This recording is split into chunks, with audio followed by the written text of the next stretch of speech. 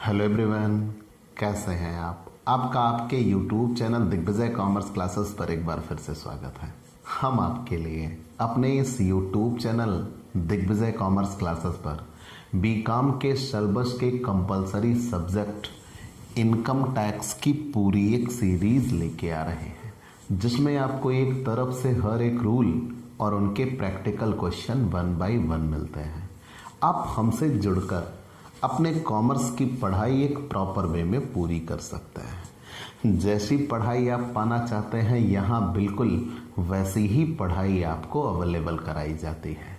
हम आपकी हर एक ज़रूरतों का विशेष ख्याल रखते हैं। स्पेशली अगर आप बीकॉम या एमकॉम के छात्र हैं तो आपके जितने भी सब्जेक्ट बनते हैं, चाहे वो थ्योरेटिकल सब्जेक्ट हो या न्यूमेरिकल, उनकी स्पेशल कोचिंग क्लासेस आपको यहाँ इस YouTube channel Digvijay commerce classes पर अवेलेबल मिलती है।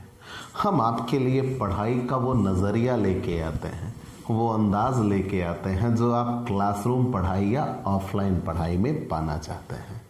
हमने वो विशेषता को समेटे हुए ये क्लासेस आपके लिए तैयार की हैं। तो प्यारे दोस्तों, देर किस बात की? अगर अपने घर बैठे अपनी एग्ज़ाम प्रिपरेशन अपनी शर्तों पर पूरी करना चाहते हैं तो आइए दिग्विजय कॉमर्स क्लासेस से जुड़िए। अगर आप हमसे नए जुड़ रहे हैं तो सबसे पहले हमारे इस YouTube channel Digvijay commerce classes को सब्सक्राइब करिए, शेयर करिए, बेल आइकन दबाइए ताकि आपको हमारे लेटेस्ट वीडियोज़ के अपडेट मिल सकें। आप हमसे पेड क्लास भी ले सकते हैं। पेड क्लास पाने के लिए आप हमारे व्हाट्सएप नंबर पर व्हाट्सएप करिए, मैसेज करिए, आपको पेड क्लास की पूरी जानकारी दे दी जाएगी, जिसमें आप बहुत थोड़े से शुल्क का भुगतान करके हमसे एक रेगुलर क्लास पाते हैं। PDF मिलेगा, डाउट सेशन रखा जाएगा, क्वेश्चन पेपर सॉल्व कराए जाएंगे। तो यह सब कुछ पाने के लिए आप हमसे पेड क्लास ले सकते हैं। प्यारे दोस्तों, हम आपके लिए आज इनकम टैक्स का वो टॉपिक लेके आ रहे हैं जो सही मायनों में पूरे इनकम टैक्स की धुरी है। दूसरी चीज़ ये है कि जनरली हमारे पास लिखने की वो टैक्टिस या वो काबिलियत नहीं रह पाती, जिसकी वजह से हम नंबर कम पाते हैं। मैं आपसे रूबरू ये बातें करना चाहता हूँ। कभी कंडीशन ऐसी होती है कि हमें चीज़ें पता होती हैं और एट ए टाइम जब हमें वो चीज़ रिस्पॉन्स में लाना होता है तो हम भूल चुके होते हैं।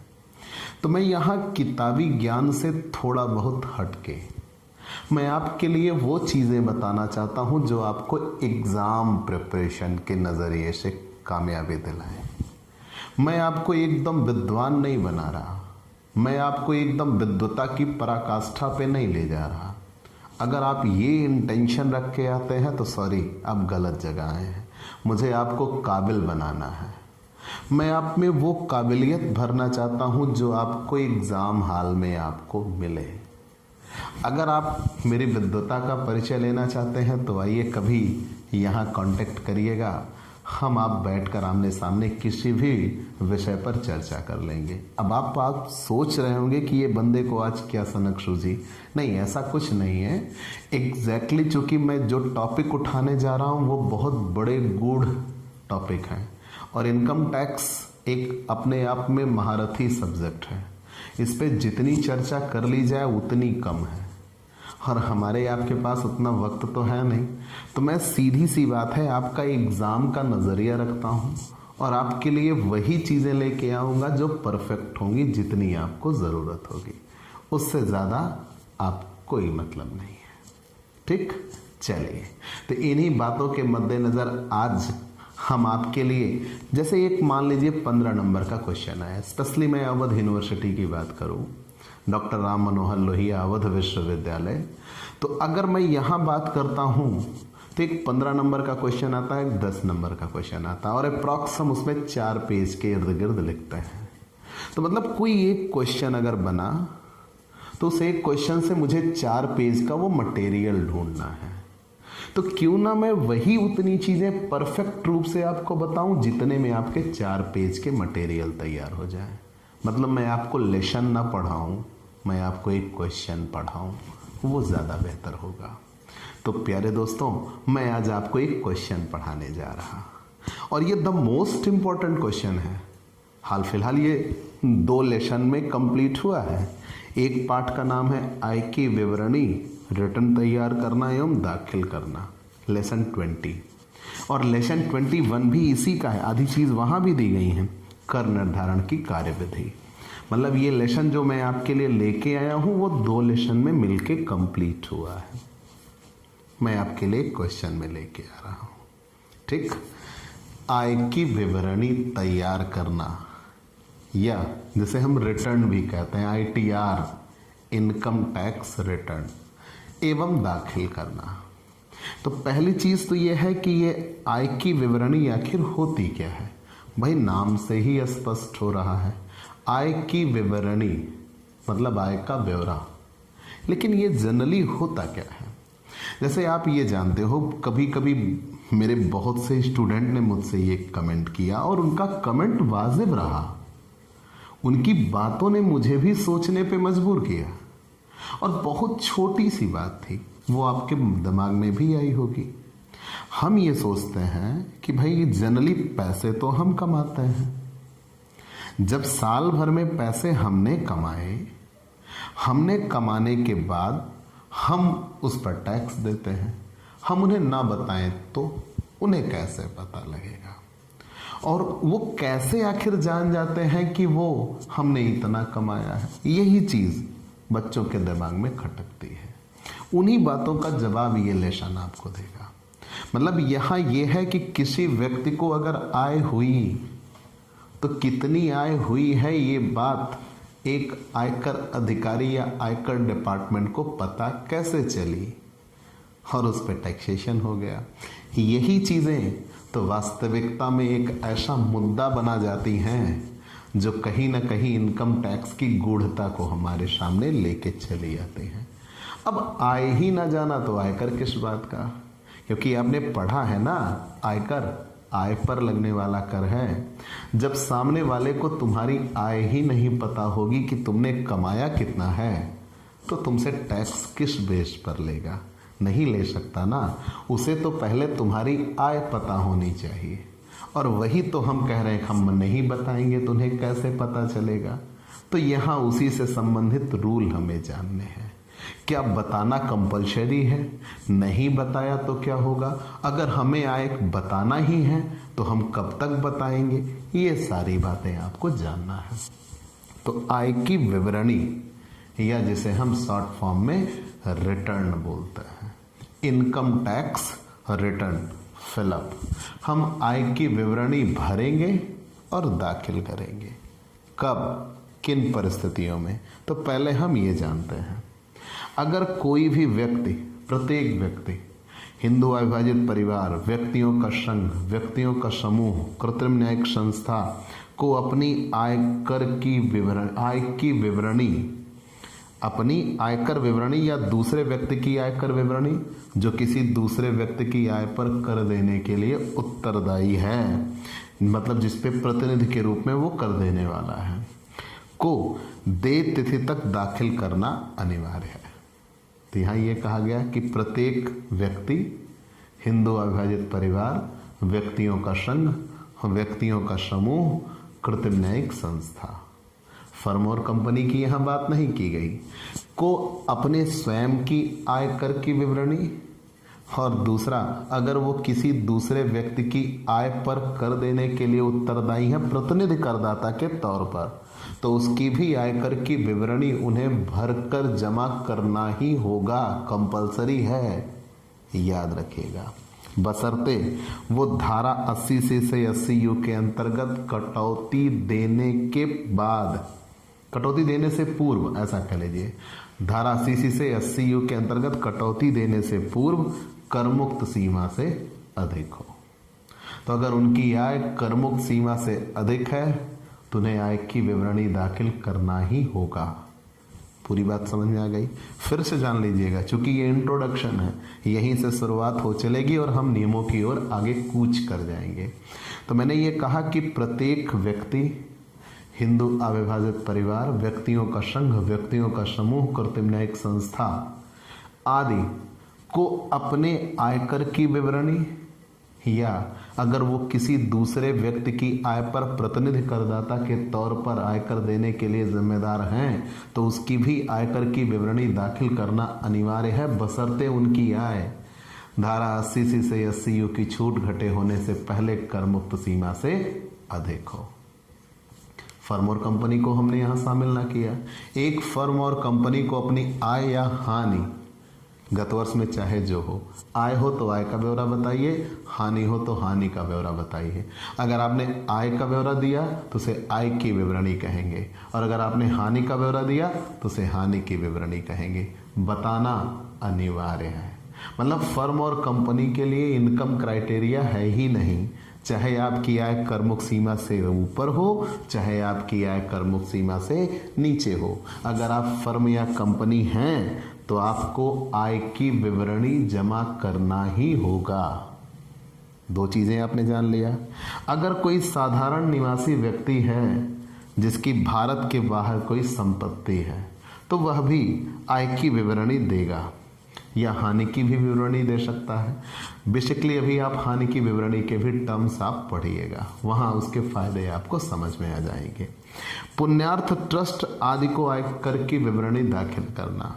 यहाँ ये कहा गया यदि ऐसी संस्था की आय धारा 11 एवं धारा 12 के अंतर्गत करमुक्त राशि घटाने से पूर्व कर योग्य सीमा से अधिक है तो इसे दे तिथ तक अपनी आय की विवरणी दाखिल करना ही होगा। और बिल्कुल ऐसा ही राजनीतिक दल को आयकर विवरणी दाखिल करने की बात कही गई है कि एक राजनीतिक दल की आय धारा 13 के अंतर्गत करमुक्त राशि घटाने से पूर्व अगर कर योग्य सीमा से अधिक है तो इसे दे तिथ तक अपनी आय की विवरणी दाखिल करना होगा। लेकिन जनरली क्या है, हम पुण्यार्थ संस्था का नहीं याद रखेंगे, हम राजनीतिक पार्टी का नहीं याद रख पाएंगे। पुण्यार्थ संस्थाओं में यह कहा गया कि अगर धारा 11 और धारा 12 के अंतर्गत करमुक्त राशि घटाने से पहले यदि उनकी आय करमुक्त सीमा से अधिक है तो उन्हें आय की विवरणी दाखिल करना ही होगा। आप राजनीतिक पार्टी की बात करते हो तो अगर राजनीतिक पार्टी में यह कहा गया है कि अगर उनकी आय धारा 13A के अंतर्गत करमुक्त राशि घटाने से पूर्व अगर उनकी आय कर योग्य आय से अधिक है, करमुक्त सीमा से अधिक है तो उन्हें आय की विवरणी दाखिल करना ही होगा। व्यक्ति हिंदू अविभाजित परिवार और फर्म व्यक्ति हिंदू अविभाजित परिवार, व्यक्तियों का संघ, व्यक्तियों के समूह के लिए आपने पढ़ा कि धारा 80C से 80U की छूट घटाने से पहले अगर उनकी आय करमुक्त सीमा से अधिक है तब भी उन्हें आय की विवरणी दाखिल करना होगा। फर्म और कंपनी के लिए तो आपने कंपलसरी ही माना। मतलब ये वो क्राइटेरिया थे कि जब हमें आय की विवरणी दाखिल करना ही होगा। बात समझिएगा, मतलब हम खुद कमाते हैं। अब मैं व्यवहारिकता पे आ रहा हूं। हम खुद कमाते हैं और खुद साल भर कमाने के बाद अपनी पूरी आय का लेखा जोखा कब कहाँ कितना कमाया हम स्वयं आयकर अधिकारी को बता देते हैं कि हमने इतना कमाया, वही आय की विवरणी है। तो यहाँ कंपलसरी कब किया गया? मैंने बताया कि एक व्यक्ति है, हिंदू अविभाजित परिवार, व्यक्तियों का संघ, व्यक्तियों का समूह जो खुद की कम आय पर कर देने के लिए है या किसी दूसरे की आय पर कर देने के लिए प्रतिनिधि करदाता के तौर पर है तो वो आय की विवरणी जमा करेगा ही करेगा, बशर्ते उसकी आय धारा 80C से 80U की तक की छूट घटाने के पहले कर मुक्त सीमा से अधिक हो। अगर कोई फर्म या कंपनी है तो उसे आय की विवरणी दाखिल करना ही है, चाहे आय कुछ भी हो या ना हो। हानि हो तभी भी दाखिल करेंगे, उसे हानि की विवरणी कहा जाएगा। राजनीतिक पार्टी के लिए कहा गया अगर आपकी आय धारा 13A से करमुक्त राशि जो है उसको घटाने के पहले करमुक्त सीमा से अधिक है तो आप आय की विवरणी दाखिल करिएगा। पुण्यार्थ संस्थाओं के लिए कहा गया धारा 11 धारा 12 के अंतर्गत जो करमुक्ति मिलती है उनको घटाने से पहले अगर आपकी आय करमुक्त सीमा से अधिक है तो आप आय की विवरणी दाखिल करिएगा। चलिए ये हमने जान लिया। यहाँ पूंजी लाभ का भी जिक्र है कि अगर कोई व्यक्ति धारा 54, धारा 54B, धारा 54D, धारा 54EC, धारा 54 अगर एक व्यक्ति मकान बेचकर मकान खरीदता है, धारा 54B अगर एक व्यक्ति जमीन बेचकर जमीन खरीदता है, धारा 54 डी। और उसके बाद धारा 54D में अगर एक व्यक्ति के पास उद्योग या उद्यम है, वो सरकार ले लेती है और वो दूसरी जगह पे जाके नया उद्योग या उद्यम डालता है। धारा 54EC, अगर आपके पास कोई दीर्घकालीन पूंजी संपत्ति है और उन दीर्घकालीन पूंजी संपत्तियों को बेचकर आप बॉन्ड्स खरीदते हैं। इन सब 54F, 54G, 54GA या 54GB के अंतर्गत पूंजी लाभ पर अगर कर की छूट की मांग करते हैं तो उसे आय की विवरणी दाखिल करना ही होगा।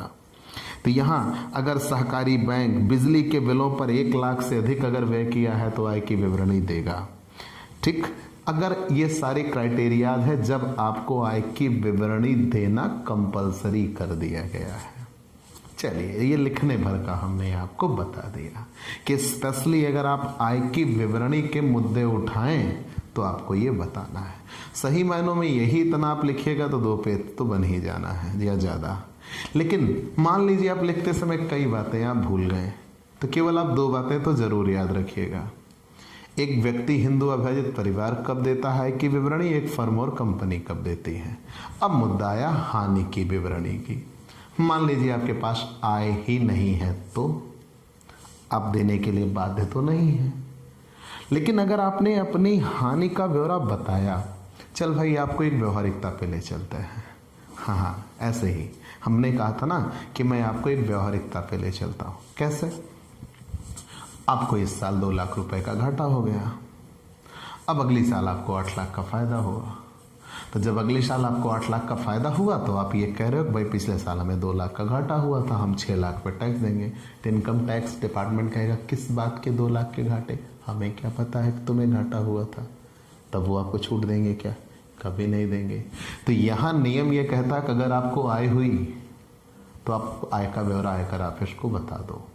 कम हुई कम बताओ, ज़्यादा हुई ज़्यादा बताओ, लेकिन बताओ। और अगर कहीं आपको हानि हुई है तो आप अपनी हानि का भी ब्यौरा आयकर ऑफिस में जमा कर दो।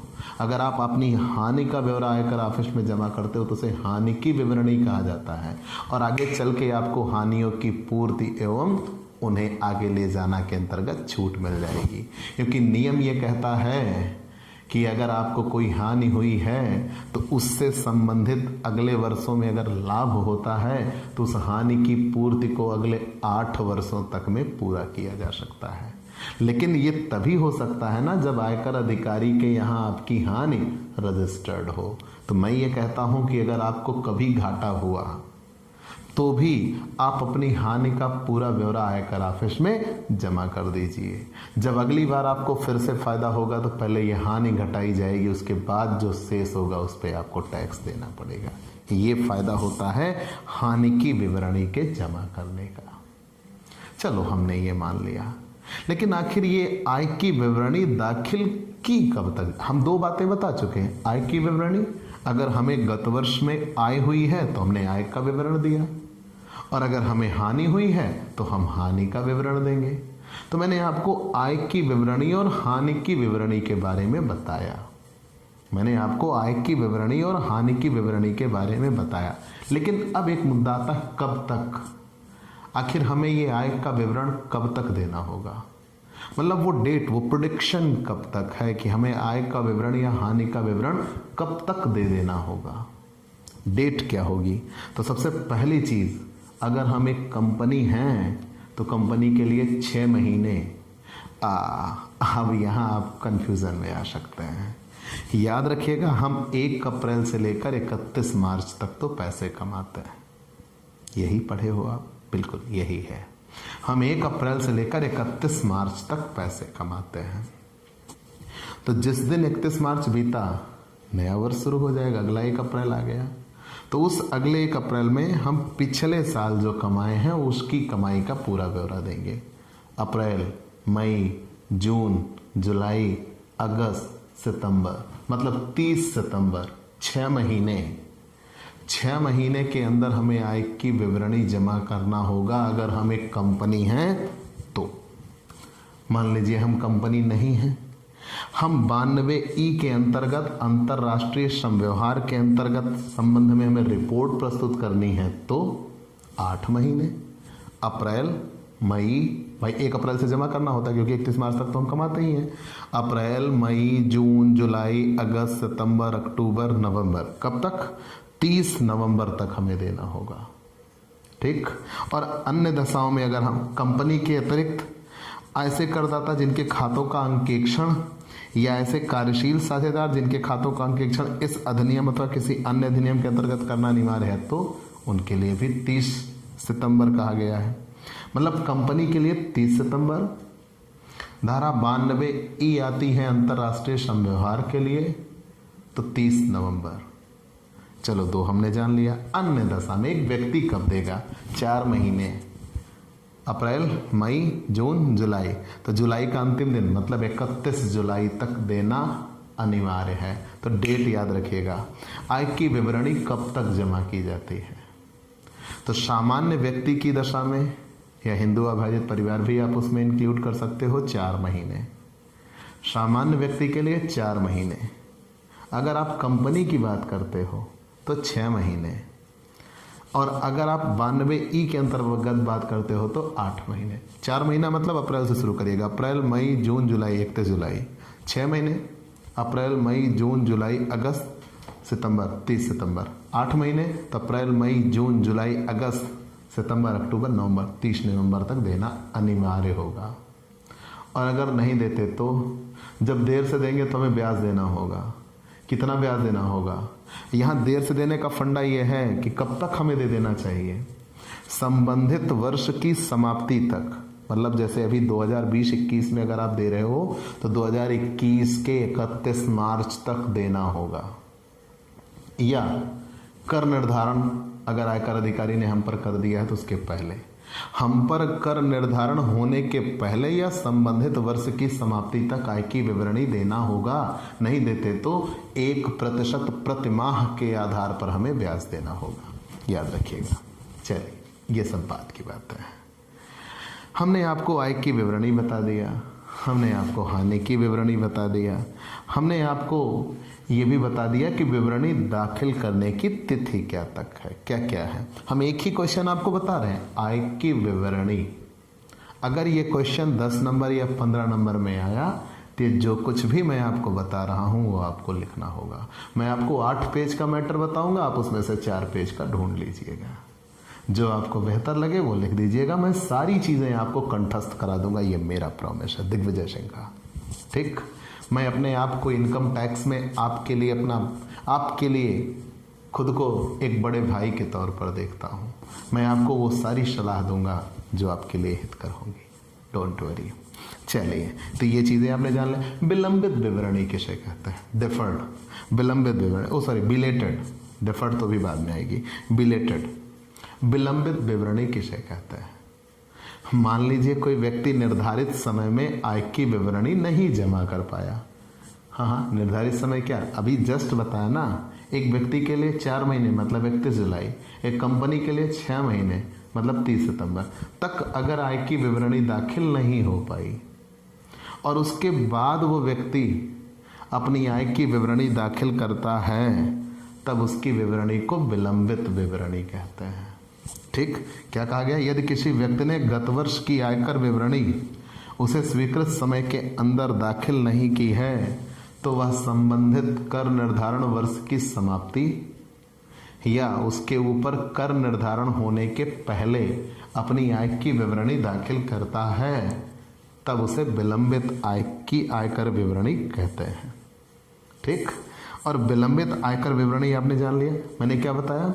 अगर कोई व्यक्ति निर्धारित समय सीमा तक अपनी आयकर की विवरणी दाखिल नहीं कर पाता तो गत वर्ष की समाप्ति मतलब जो कर निर्धारण वर्ष है उसकी समाप्ति या उसके ऊपर आयकर निर्धारण होने के पहले, दोनों में जो भी पहले आ जाए, उसे अपनी आयकर की विवरणी दाखिल करना होगा। और तब तक वो दाखिल कर देता है, उसे क्या कहा जाता है? विलंबित विवरणी। अब सिंपल शब्दों में ये कह लो, निर्धारित समय में अगर विवरणी दाखिल नहीं होती तो उसके बाद जब दाखिल होगी तो उसे विलंबित विवरणी कहते हैं। आयकर की संशोधित विवरणी किसे कहते हैं? संशोधित विवरणी, रिवाइज्ड रिटर्न ऑफ इनकम। यदि किसी व्यक्ति को आयकर विवरणी दाखिल करने के बाद यह पता चलता है कि उसने आयकर विवरणी में कुछ बातें गलत दिखा दी हैं, तो खुद से जाके वो दूसरी विवरणी दाखिल कर सकता है, बशर्ते अभी वो फाइनल डेट ना आई हो, अंतिम डेट ना आई हो। और अगर वो फिर से विवरणी दाखिल कर देता है तो जो दूसरी विवरणी उसके द्वारा जमा की जाएगी वही मान्य होगी, उसे संशोधित विवरणी कहा जाएगा और पहली विवरणी रिजेक्ट कर दी जाएगी। ये विशेष रूप से याद रखिएगा। दोषपूर्ण आयकर विवरणी किसे कहते हैं? मान लीजिए कोई आयकर दाता अपनी आय की विवरणी दाखिल करता है और आयकर अधिकारी ये कहता है कि आपकी विवरणी में ये दोष है, आप इस विवरणी को सही कर दीजिए। इनकम टैक्स रिटर्न को सही करने की बात कही जाती है। तो 15 दिन के अंदर में उन्हें वो दोष दूर करना होगा। और अगर उन्होंने दोष दूर नहीं किया तो इनकम टैक्स द्वारा ये माना जाता है कि उन्होंने कोई विवरणी दाखिल ही नहीं की थी और उनकी विवरणी को रद्द कर दिया जाएगा। उसे दोषपूर्ण आयकर की विवरणी कहते हैं। ठीक, तो उन्हें निर्धारित समय सीमा के अंदर में वो विवरणी रद्द कर देना होगा। अगर उन्होंने रद्द नहीं किया तो वो दोषपूर्ण मान ली जाएगी और समाप्त कर दी जाएगी। विवरणी आखिर सत्यापित कौन करता है? ठीक, written by whom to be verified. वो कौन होगा जो विवरणी को सत्यापित करेगा? अगर वो व्यक्ति विवरणी दाखिल कर रहा है तो व्यक्ति स्वयं सत्यापित करता है। दूसरा, यदि वह व्यक्ति भारत के बाहर गया हुआ है तो उसके द्वारा इस संबंध में कोई अधिकृत व्यक्ति है, वो सत्यापित कर देगा। यदि उस व्यक्ति का मस्तिष्क ठीक नहीं है तो उसका संरक्षक करेगा। और यदि किसी अन्य कारण से उस व्यक्ति को सत्यापित करना संभव नहीं है तो कोई भी व्यक्ति जो इस संबंध में अधिकृत होगा सत्यापित कर सकता है। और अगर हिंदू अविभाजित परिवार है तो हिंदू अविभाजित परिवार का मुखिया स्वयं सत्यापित करेगा या उस परिवार का कोई भी वयस्क सदस्य सत्यापित करेगा। कंपनी उसके प्रबंध संचालक द्वारा यदि किसी कारणवश प्रबंध संचालक सत्यापित न कर सके तो उस कंपनी में प्रबंध संचालक ना हो तो किसी भी संचालक द्वारा सत्यापित कराया जा सकता है। फर्म प्रबंध करने वाला साझेदार द्वारा अथवा अन्य किसी वयस्क साझेदार द्वारा सत्यापित किया जाता है। फिर मैंने यहाँ स्थानीय सत्ता में इसके प्रमुख अधिकारी द्वारा, राजनीतिक पार्टी में पार्टी के मुख्य कार्यपालक अधिकारी या सेक्रेटरी आदि के द्वारा, तो ये सारी सिचुएशन है जो आय की विवरणी को सत्यापित करते हैं। चलिए, आपने ये सारी चीज़ें जान ली। अब आयकर की विवरणी दाखिल कैसे करते हैं? आपने आय की विवरणी दाखिल करना जान लिया कि आय की विवरणी आखिर होती क्या है। हमारी आय का पूरा ब्यौरा हम स्वयं आयकर अधिकारी को जमा करते हैं। ना जमा करें तो हमें निर्धारित दर से ब्याज देना होगा। जितनी देरी हम करते हैं उस देरी की वजह से हमें 1% प्रति माह की दर से ब्याज देना पड़ता है। वो भी साधारण ब्याज से, चक्रवृद्धि ब्याज नहीं लगता। साधारण ब्याज से 1% प्रति माह की दर से हमें ब्याज चुकाना पड़ता है। चलिए, हमने जान लिया जितने महीने हम देरी करते हैं उतने महीने की देरी के लिए 1% प्रति माह की दर से ब्याज चुकाना पड़ता है। लेकिन विवरणी दाखिल की कैसे जाती है? हमारी आय है, हम खुद इकट्ठा करेंगे और खुद इकट्ठा करके आयकर अधिकारी को बता देंगे। नहीं बताएंगे तो ब्याज भी लगेगा, जुर्माना भी लगेगा, बाद में सजा भी पा सकते हैं। वो आगे अर्थदंड पाठ में मैं आपको पढ़ाऊंगा कि अगर आय की विवरणी नहीं दाखिल की गई तो जुर्माना कितना है, वो वहाँ पढ़िएगा। यहाँ तो आप नियमों का पालन करिए ना कि करना है, दैट्स इट। रूल बनाए गए हैं, हमें फॉलो करने हैं। कैसे आय की विवरणी हम कैसे जमा कर सकते हैं? कोई भी तरीका आप चुन लीजिए। किसी भी व्यक्ति के लिए आप ऑफलाइन जमा कर सकते हो, मतलब आप आयकर ऑफिस में जाइए, आपको ITR फॉर्म मिलेंगे। कितने फॉर्म होते हैं? 8 फॉर्म हैं। ITR 1 जिसे सहज नाम दिया गया है। क्या नाम दिया गया? सहज। ITR 2, ITR 3, ITR 4 जिसे सुगम नाम दिया गया है। ITR V, ITR 5, ITR 6 और ITR 7, ये 8 फार्म हैं। ITR 1, ITR 2, ITR 3, ITR 4, ITR V, ITR 5, ITR 6, ITR 7, ये 8 फार्म हैं जिसमें ITR 1 को सहज कहते हैं और ITR 4 को सुगम कहते हैं। तो जो भी हमारे लिए एलिजिबल है हम उस फॉर्म को भर के जमा कर देते हैं। ठीक, ये ऑफलाइन तरीका होता है। हम आयकर ऑफिस में जाएंगे, हमारे लिए जो भी फॉर्म अवेलेबल है, मतलब जिसकी योग्यता हम रखते हैं, ITR 1, ITR 2, ITR 3, ITR 4, ITR V, ITR 5, ITR 6, ITR 7, जैसी भी हमारी एलिजिबिलिटी है, जिस में हम आते हैं वो सब के लिए अलग अलग कहा गया है। किसी की वेतन शेयर होती है तो केवल वो ITR 1 फिल करता है, किसी की मकान संपत्ति शेयर होती है, ऐसे सब के लिए अलग अलग क्राइटेरिया निर्धारित कर दिया गया है। तो जो जिसमें एलिजिबल होगा उसके आधार पे वो ITR फिलअप करके जमा कर देगा। ये तो बात थी ऑफलाइन। आप फॉर्म भर के जमा कर सकते हो। आप कंप्यूटर के जरिए अगर चाहते हो तो कंप्यूटर पे जितने भी पठनीय माध्यम है, CD, मैग्नेट, डिस्केट, रोम, फ्लॉपी डिस्क, कोई भी तरीका हो ऑनलाइन, वो तरीके आप इस्तेमाल कर सकते हैं। और उस पर इनकम टैक्स ने हर एक व्यवस्था कर रखी है और उस पर जाके अपना आप ITR फिल करके जमा कर सकते हो। चलिए, ये सारी चीज़ें आपने जान लिया। हाथ से भी विवरणी दाखिल की जा सकती है। आपने अगर कोई TDS वगैरह दिया है तो उस TDS आदि के बारे में भी आप आय की विवरणी में मेंशन कर दीजिए कि हमारे द्वारा इतना TDS ऑलरेडी दिया जा चुका है। ये तो पूरी बातें थी आय के विवरणी की, जिससे संबंधित क्वेश्चन आपको ज़रूर मिलेगा, ज़रूर से ज़रूर मिलेगा। ये विशेष याद रखिएगा। मैंने आपको बताया क्या क्या, आय की विवरणी कहते किसे हैं, किन परिस्थितियों में आपको आय की विवरणी दाखिल करना होगा, मैंने ये बताया। फिर मैंने आपको ये बताया कि हानि की विवरणी किसे कहते हैं। मैंने आपको ये बताया आय की विवरणी दाखिल करने की तिथि क्या है। मैंने विलंबित विवरणी बताया, संशोधित विवरणी बताया और मैंने आपको दोषपूर्ण विवरणी भी बताया। विवरणी दाखिल करने का तरीका बताया और अंत में आपने ये जाना कि कितने प्रकार के फॉर्म होते हैं। ठीक, ये सारे फॉर्म आय की विवरणी के अंतर्गत ही आते हैं और आप अपनी आय का पूरा ब्यौरा आयकर ऑफिस में जमा करते हैं। तो ये याद रखिएगा, ये विशेष रूप से आपके लिए एक क्लास पैकेज थी, ठीक, जिसमें आपने आय की विवरणी को बेहतर तरीके से जाना और समझा। मैंने आपको आय की विवरणी का एक थ्योरेटिकल क्वेश्चन समझाया। आय की विवरणी भरी कैसे जाती है इसके लिए आप हमसे अलग से संपर्क कर सकते हैं, लेकिन ग्रेजुएशन लेवल के एग्जाम के लिए वो बिल्कुल भी मस्ट नहीं है। आप डोंट वरी, वो कभी एग्जाम में नहीं आता। ठीक, तो जितनी चीज़ें आय की विवरणी में आ सकती हैं वो मैंने आपको बता दिया। लेकिन आय की विवरणी आखिर होती क्या है, तो मैंने बताया कि जब करदाता स्वयं अपनी आय का पूरा ब्यौरा आयकर ऑफिस में जमा करता है तो उसे ही आय की विवरणी कहा जाता है। मैंने क्या कहा, जब करदाता स्वयं अपनी आय का पूरा ब्यौरा आयकर ऑफिस में जमा करता है तो उसे ही आय की विवरणी कहा जाता है। और कब तक जमा करेगा, बेसिकली तो सामान्य व्यक्तियों के लिए 31 जुलाई मतलब 4 महीने, अगर कंपनी की बात करते हैं तो 6 महीने। ठीक, तो प्यारे दोस्तों, आपको ये आय की विवरणी की क्लास कैसे लगी?